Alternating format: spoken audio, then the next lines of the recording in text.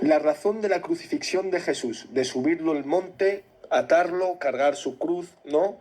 Y atarle las manos y los pies.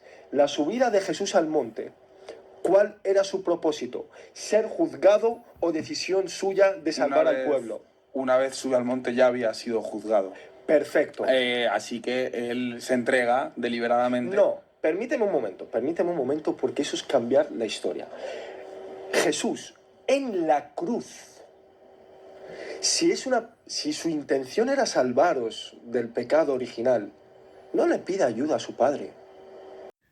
Bueno, vamos a hablar de este tema, es muy interesante, estas preguntas son muy válidas, pero vamos a ver realmente qué es lo que dicen las Escrituras. Si vemos desde un contexto general, desde un contexto bíblico, vemos claramente que la crucifixión de nuestro Señor Jesucristo viene ya por un propósito divino desde el principio. No es que fue un error o no es que Dios quiso engañar, no, en absoluto. Ahora ya vamos a ver el sustento bíblico. Primeramente, vemos claramente que Jesús fue condenado injustamente por las autoridades humanas. Por eso vemos a Pilatos, ¿no?, lavándose las manos.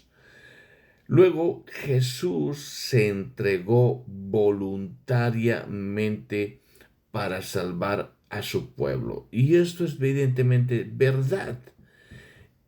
Y a toda la humanidad. Ahora vamos, ¿por qué fue Jesús condenado injustamente?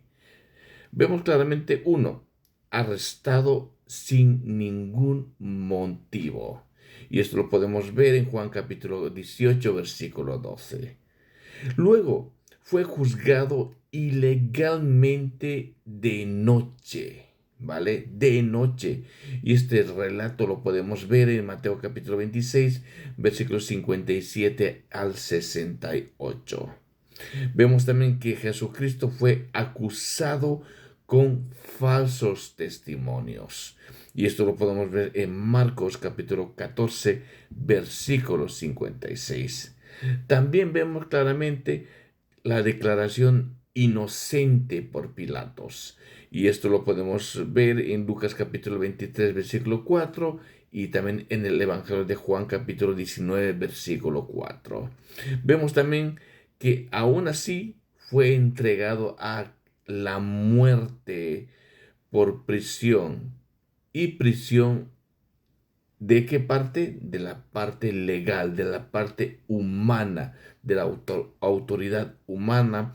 Y eso lo podemos ver en Mateo capítulo 27, versículos 24 al 26. Esto cumple lo que la profecía dijo en Isaías capítulo 53, versículo 8. Y dice, por cárcel y por juicio fue quitado. Fue cortado de la tierra de los vivientes. Esto es muy interesante. Vemos aquí no solo el relato histórico, no solo el relato en los evangelios por los discípulos de Cristo, sino también vemos las profecías que ya estaban estableciendo lo que iba a pasar, ¿vale? Ahora, ¿cuál es el verdadero propósito de todo esto? ¿Por qué? Porque ya estaba profetizado. El verdadero propósito es salvar a la humanidad. Y te preguntarás, ¿cómo?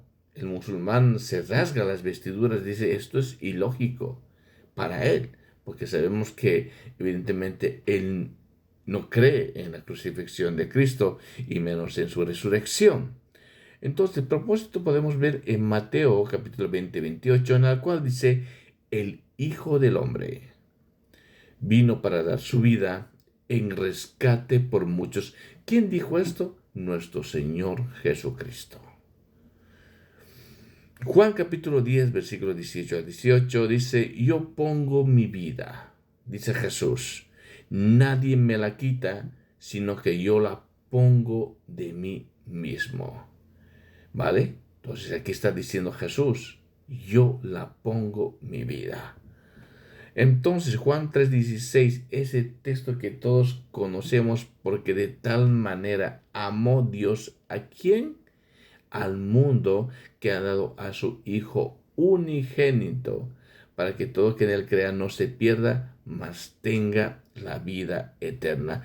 Entonces, ¿cuál es la conclusión bíblica clara?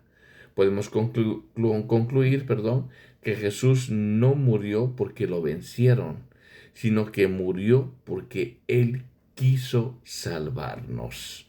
Vuelvo a repetir esto, que Jesús no murió porque lo vencieron, sino Jesús murió porque Él quiso salvarnos, ¿vale? Ahora, las profecías del Antiguo Testamento que anunciaron la muerte de nuestro Señor Jesucristo, Isaías 53, esto es 700 años antes de Cristo, se escribió Isaías. Estas profecías en la cual dice, fue despreciado y rechazado, versículo 3. Cargó nuestros pecados, versículos 4 al 5. Herido por nuestras rebeliones, versículo 5. Como cordero llevado al matadero, versículo 7. Dará su vida como sacrificio por el pecado, versículos 10 al 11. Morirá, pero verá el fruto de su aflicción. Esto es una resurrección explícita, en la cual este pasaje es tan claro que muchos rabinos antiguos lo han aplicado evidentemente aquí al Mesías. Entonces podemos concluir claramente que el Salmo 22, 1000 años antes también se ha escrito y se describe la crucifixión de nuestro Señor Jesucristo, en la cual dice que traspasaron mis manos y mis pies. Luego el versículo 16 del Salmo 22. Y luego dice que se repartieron mis vestidos. Versículo 18. Multitudes burlándose. Versículos 7 al 8. Sufriendo físico in extremo. Versículo 14 al 15. En la cual Jesús citó este salmo en la cruz, y esto lo podemos ver en Mateo capítulo 27 y versículo 46, en la cual dice claramente, Zacarías 2 y 10 también, dice que Jesús ahí dice, mirarán al que es traspasado. Traspasado. No podemos negar algo tan lógico. No podemos cerrar los ojos y ver y no querer ver la evidencia explícita que está en las Escrituras. Como Juan le presentó a nuestro Señor Jesucristo, he aquí el Cordero de Dios que quita el pecado del mundo. Y el musulmán dice que Jesús ha pedido ayuda a su Padre. No, no pidió ayuda a su Padre. Más bien dijo Jesucristo a su Padre, al Padre, Padre, perdónalos porque no saben lo que hacen. Vemos claramente que este musulmán, Omar, no solo es deshonesto, sino también miente descaradamente.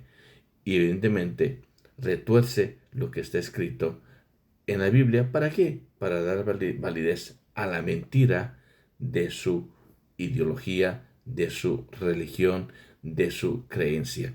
Que esa creencia no se sustenta ni proféticamente, menos históricamente. En cambio de la Biblia, sí. El mismo Jesús dijo claramente de él que él se iba a entregar y a morir por cada uno de nosotros. Y prácticamente este Corán o este Omar musulmán le está siendo mentiroso a nuestro Señor Jesucristo. ¿Qué evidencias más podemos aportar? Que Jesucristo evidentemente fue juzgado injustamente, claro que sí, y que Jesucristo sabía que su muerte y su resurrección iba a ser para perdón de pecados de todos los que creen en Él. Bendiciones.